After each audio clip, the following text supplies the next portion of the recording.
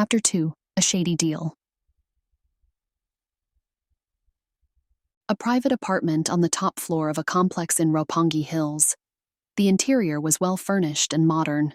There was an updated electronic suite, ranging from dishwashers to ovens. Even the refrigerator was a smart one that could be connected from the internet. There, John lay slumped into the sofa next to the table and staring at the ceiling.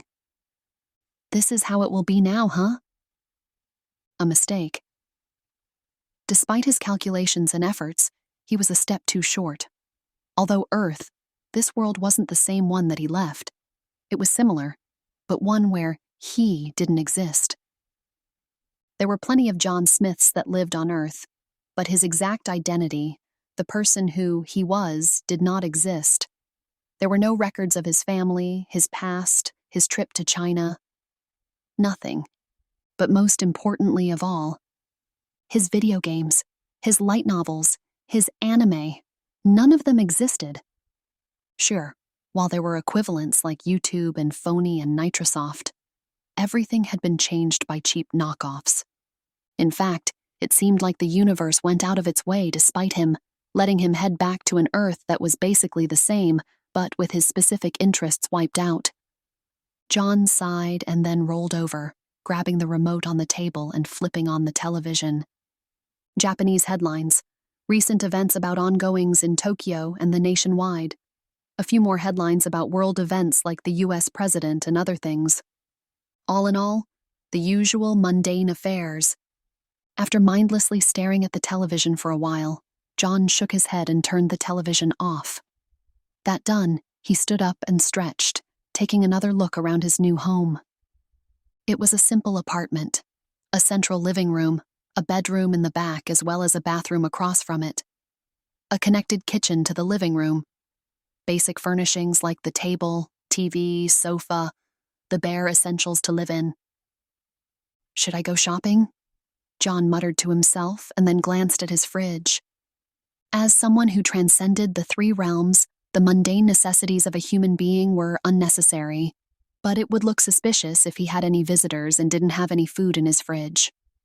Well, maybe not. Considering his cobbled-together identity of a young businessman, it wouldn't be too odd. Still, the whole point of returning was to enjoy life on Earth again, so keeping suspicion low would help in preventing troublesome events. John took out the smartphone he bought on the way to his apartment and then checked the time. It was a Friday, November the 1st. As for the year 2024, a few years in the future from the place he left, but apparently not much different. And at the moment, it was close to noon. I should still have some money left over. A bit of quick trading and stock manipulation had given John all the funds he would need. Barring that, he still had access to his treasury in his private heavenly realm, so there was no concern about money. Since he had nothing else to do, John decided to go wander around the city and explore a bit. John tucked his hands into his pockets and strolled down the sidewalk. He had changed into a simple outfit to try and avoid attention. A yellow scarf, beige coat, jeans, gray winter boots. In short, a typical outfit of a foreign tourist. But probably because of that, he was drawing eyes. The people passing by were mostly Japanese. He noticed a few other foreigners around, mostly younger folk in their early 20s, probably drawn in by the immigration drive passed in Japan recently. But other than that, everyone else was Japanese. This is a bit unfortunate, John muttered.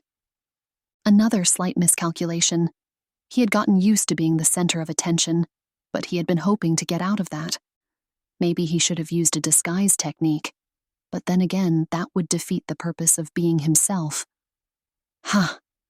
John shook his head and then kept walking, ignoring the stares.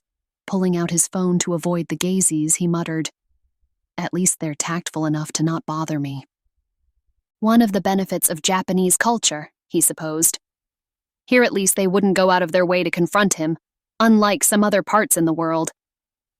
Now there should be a grocery store nearby according to the locations app on his phone. "Hey, you there?" a gruff voice called out, masculine and gravely. John paused and looked up to see a middle-aged man pointing at him. He was Japanese, as expected, but he was also different from the usual Japanese citizen. Although he was dressed in a suit and slacks like the average businessman, the man that called out had the body of an athlete with honed muscles and a stern face. A few faint scars marred the man's face while his hair was slightly graying. The man nodded and said, "You're a foreigner, right?" "Perhaps. What's it to you?" The man was shady. John didn't pry, but he was certain that the man belonged to the Yakuza, or at least had dealings in the criminal underworld.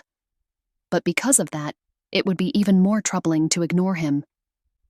The stern man walked forward and said, "I have a business proposal, one that requires a foreigner to complete." John shook his head. "I refuse." "Dangerous, no. Troublesome." John's intuition told him that his life would get interesting if he continued to associate with that person. Deciding that, John immediately turned away and started walking. But it seemed the man was determined. Before John could take more than a few steps, the man had moved in front of him, physically blocking John's path. John narrowed his eyes. "I thought the Japanese were supposed to be polite." The man nodded. "We are, and I am politely insisting that you listen to my proposal." Dark eyes that held a firm resolve. Seeing those, John sighed and said, "Fine, I suppose I have time." He was still depressed about his favorite games, shows, and anime being missing, and he did need a new pastime. At those words, the man's stern face cracked with a thin smile. "Good. Then follow me. At the least, I will treat you to lunch for troubling you."